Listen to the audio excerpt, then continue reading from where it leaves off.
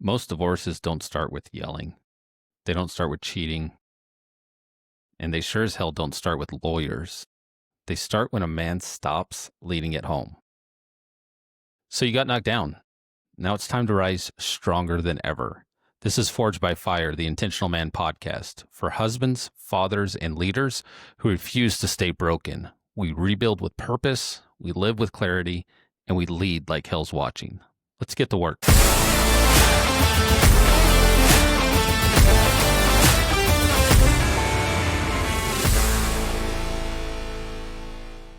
All right, so today we're talking about the slow, silent drift that kills more marriages than any affair ever could. Most of the time it starts out and you don't even notice at first. She was still there, same house, same bed, same schedule. The dinner got made, laundry got folded, kids got dropped off at practice, and on the outside, nothing even looks broken. But on the inside, everything was off a few degrees, and those degrees add up over time. She stops texting you during the day. At first it was subtle. One less check-in, one less emoji, one less I miss you. Now it's just logistics. Can you grab the milk? Don't forget your daughter's recital. Don't forget your son's football practice, baseball practice. And the conversations just start to turn into a bunch of lists, tasks. Whatever you really want to call it. And in the end, you're not really asking each other real questions. You're not working as a team to solve anything anymore.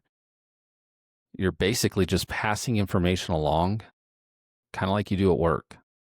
Did you get this done? Did you get this done? Yep. Is this taken care of? Is this taken care of? Yeah. And it's when the kids went to bed and the house got quiet. There's no energy left in the house. There's no room left for connection. Sitting on opposite ends of the couch, just scrolling. Maybe you got the TV on. It's just quiet. Sex becomes just another thing you do regularly. Maybe not. Maybe. Now it's once in a while, maybe on vacations or birthday, if she's in the mood, if she doesn't have a headache. You guys know what I'm talking about. And even when it does happen, if it happens, it's not alive. It's not passionate. Just checking another box. You're not making a move. It's called normal. And I was trapped in that for a while. And again, it's the silent stuff that kills you. I told myself that every married couple goes through this. It's just seasons, that it's stress, it's work, bills, kids drain you.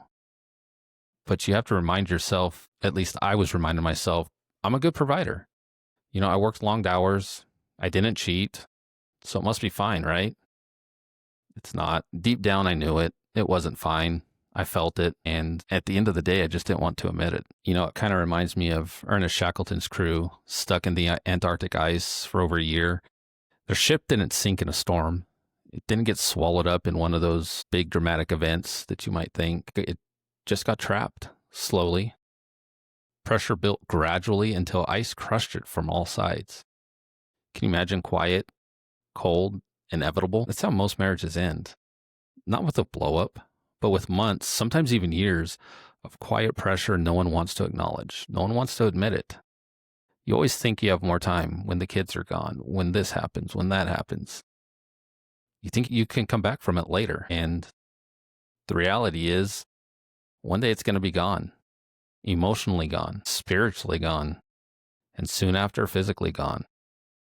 If this feels familiar, don't lie to yourself. Believe me, don't lie to yourself. Don't justify the drift, because when you don't lead, you lose. Here's what most good men don't want to admit. They didn't cheat. They don't yell. They didn't hit anyone. They were good guys. Respectable, hardworking, loyal, but you stopped showing up as the man you promised to be. And believe me, it doesn't happen overnight. No man wakes up and says, today I'll be passive. Today I'll let my marriage drift. Right? Because that's what we all wake up thinking. Not at all.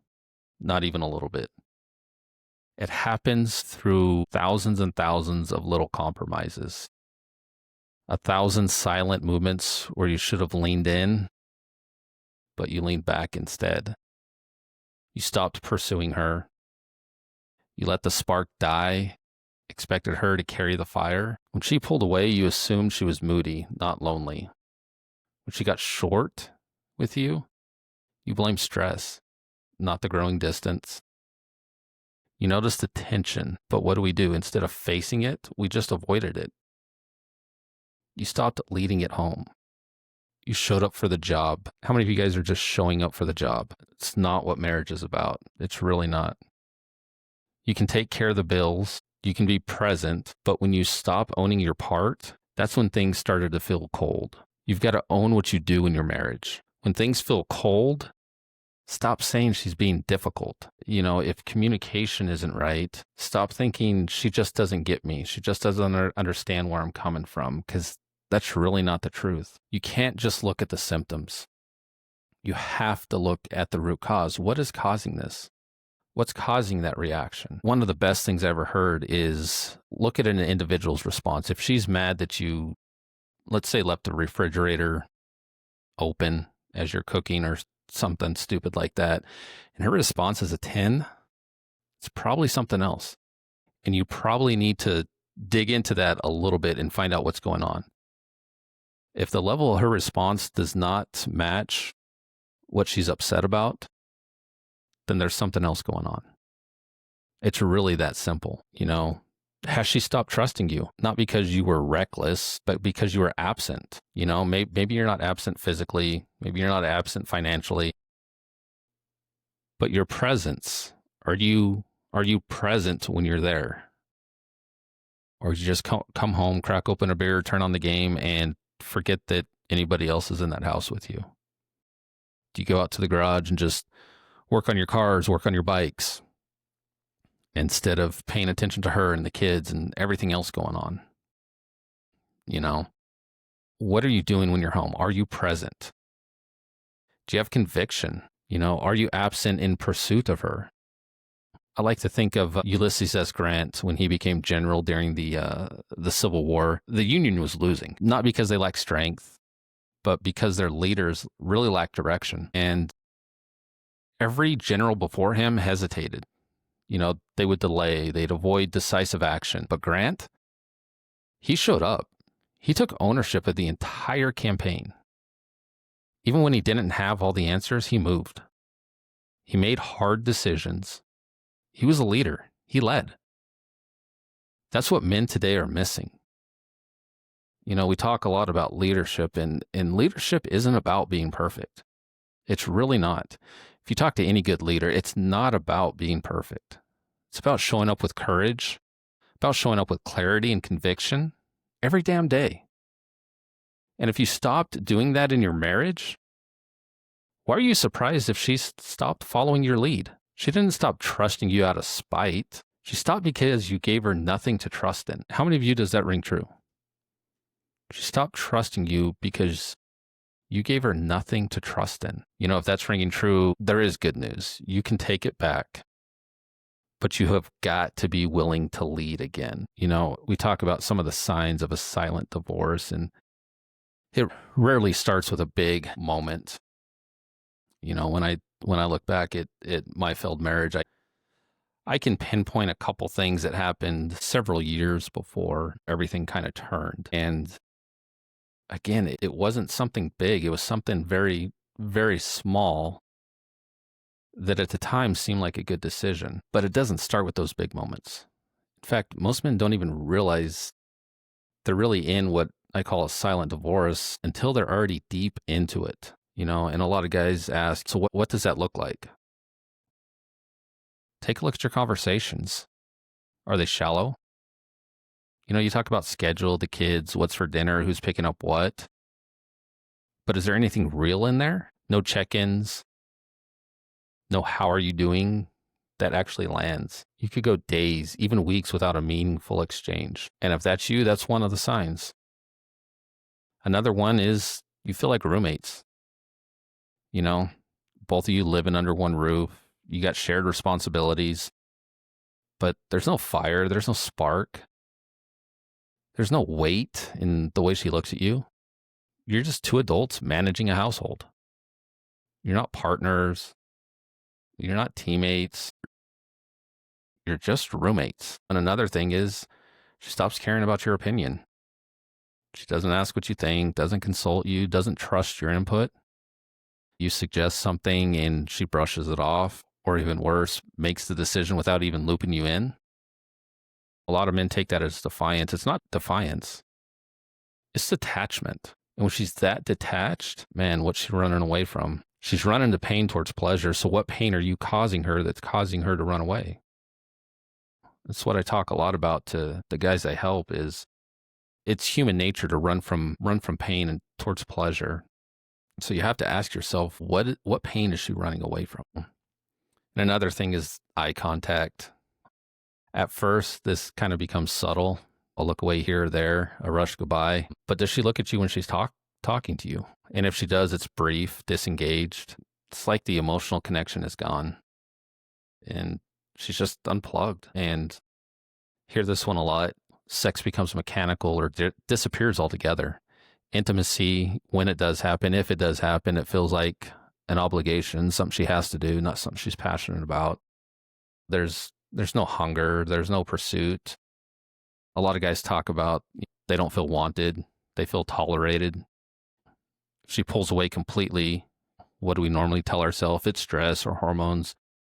But in reality, I think all of us would recognize that it's something deeper. There's something more going on. But I think a lot of times we either don't know how to approach it or we don't want to approach it, especially when we're in the middle of it. And it just becomes difficult. And then you have the same arguments over and over and over. Again, I talk to a lot of guys about it. If you're still having arguments, that's actually a good sign. It means there's emotion there. It means there's some feelings there. It means something is still there. It may not be what you want at this present time, but there's still something there. What's worse is when the arguments stop and there is just complete indifference. That's when all the emotions are gone. That's the hardest thing to deal with. But if there's communication, good or bad, it means you got two people trying. It may not be trying the right way. Maybe you just escalating everything, but usually it means there's some emotion there. And I would not say that's the worst place to be, but when the arguments stop, that's when it really starts. If you're still fighting over the same crap that's never been resolved, you've got to work on some communication skills and really get those going in the right direction. If your arguments, nothing gets fixed, it's just a cycle. But again, there's nothing worse than when the fighting stops entirely. And again, just for some clarity, when the fighting stops entirely, it's not because things are good, but really neither of you care enough to engage. That's when, like I said, indifference takes over. And indifference really is the graveyard of intimacy. Hey guys, if any of that hits, you're not alone. But if you're sitting around waiting for her to bring it up, hoping she'll be the one to fix it, to name it, to initiate the work, you've already surrendered your role as a leader. Leadership doesn't wait. It moves. You don't need a therapist to tell you something's broken. You already know that. And if you don't act now, if you don't confront the drift, this thing ends quietly, just like it started. So if you let that fire go out, not all at once, not with one mistake, but over time, with being passive, silent, or distracted, you let your marriage drift. You stopped checking your compass. You stopped your focus. You thought because the bills were paid and no one was yelling, things were fine. And I'm sure you've told yourself that you were doing your job. You worked hard, provide, didn't rock the boat. A lot of men assume peace in the house meant you were succeeding. But the truth most men choke on, she didn't need a provider. She needed a leader. Not a paycheck, not a buddy, not a man just going through the motions of fatherhood and marriage. She needed you to see her, pursue her, guide the tone of the home. As men, we're to hold the standard when things start slipping, lead when it gets uncomfortable.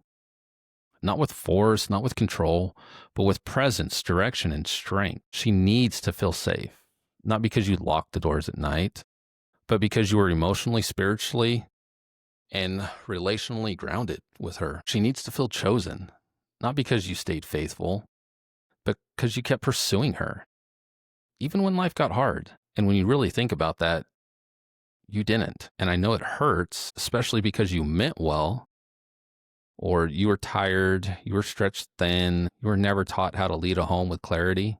So you shut down, you withdrew, you focused on work, hobbies, distractions, anything that didn't require you to engage fully at home. We're all guilty of that. And that's how the drift started.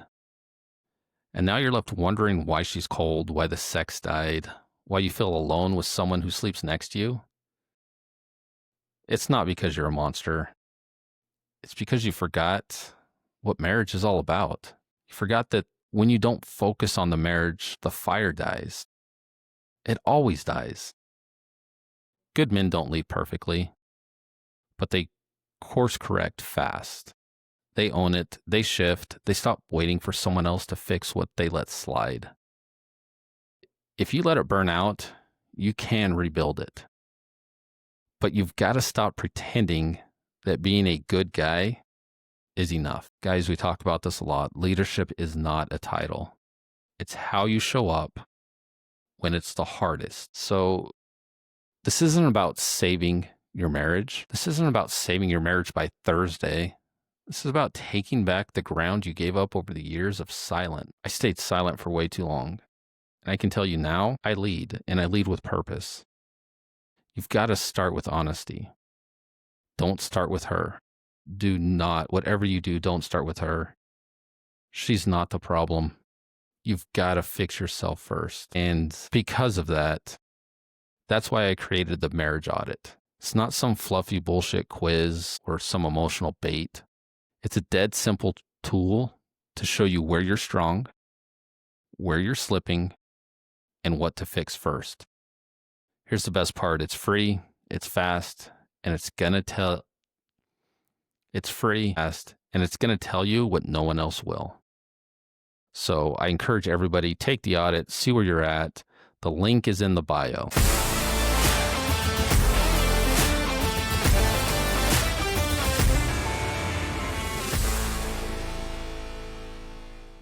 If today hit a nerve, that's good. It means there's still a fight in you.